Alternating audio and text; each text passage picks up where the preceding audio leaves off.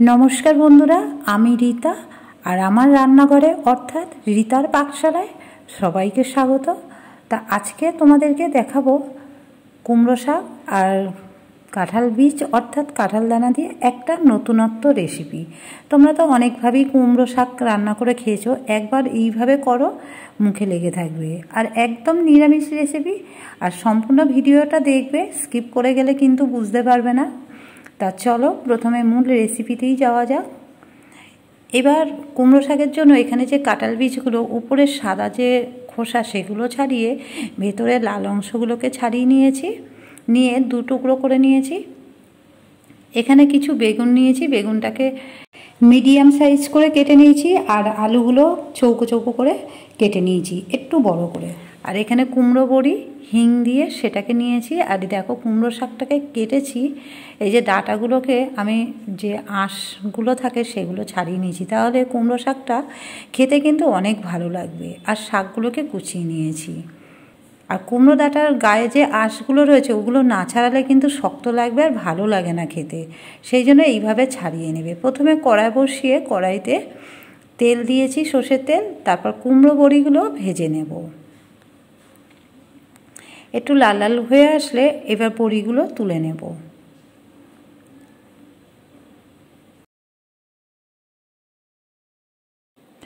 বড়িগুলো তুলে নিয়ে ওই তেলের মধ্যে, আর আমি তেল দেবো না, যা তেল আছে ওই তেলের মধ্যে আলু আর কাঁঠাল বীজগুলো দিয়ে দেব। কাঁঠাল বীজগুলো দিয়ে একটু নেড়ে চেড়ে ভেজে নেব। তোমরা একবার এইভাবে করো, সত্যি বলছি কুমড়ো শাকটা কিন্তু অনেক ভালো হয় খেতে। তোমরা তো অনেকভাবেই করেছো, একবার এইভাবে করো। আর এরকম একটু লাল লাল ভাজা হয়ে আসলে এই পর্যায়ে দিয়ে দেবো 1 টিস্পুন হলুদ আর কয়েকটা কাঁচা চেরা লঙ্কা। শাকে খুব বেশি ঝাল লাগে না, কয়েকটা দিয়েছি। আর স্বাদ অনুযায়ী লবণ। মশলার সাথে সবজিটা একটু ভালো করে নেড়ে নেব। কয়েকবার নেড়ে নেওয়ার পর পরিমাণ মতো এখানে জল দেব।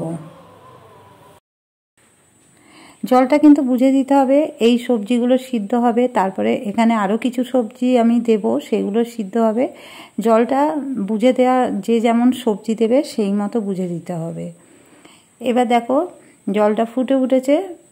এবার এখানে কেটে রাখা বেগুনগুলো দিয়ে দেবো আর দিয়ে দেবো কুমড়ো ডাঁটাগুলো। শাকটা এখন দেবো না, ডাঁটাটা কিন্তু অনেক শক্ত হয়, সেই জন্য ডাঁটাটা আগে দিয়েছি। দিয়ে আবারও সব কিছু মিশিয়ে নেবো।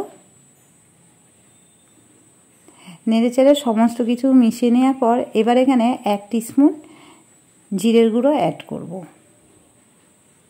জিরের গুঁড়োটা দিয়ে আবারও একটু নেড়ে দেবো।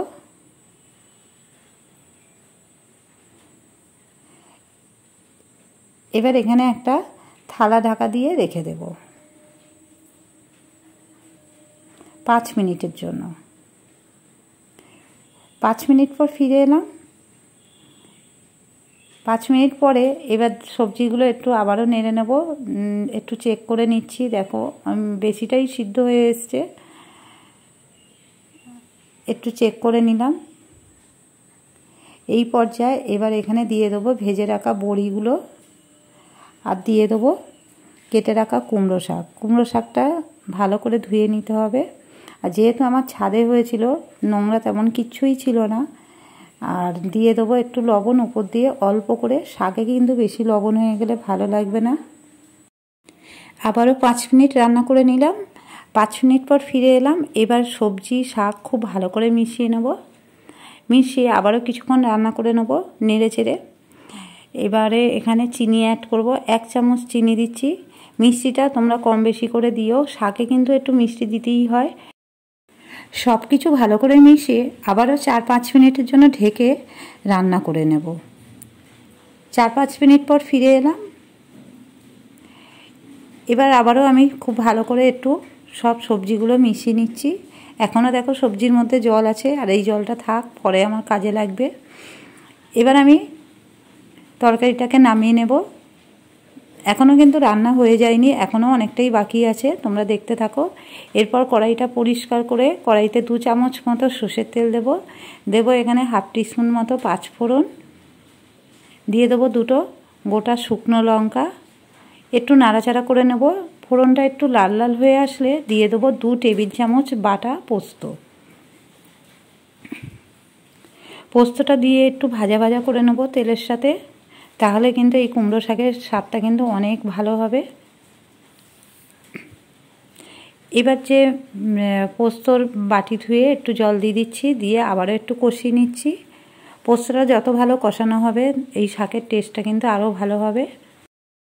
5 ফোড়নের সাথে পোস্ত কষাটা দারুণ একটা স্মেল দিয়েছে।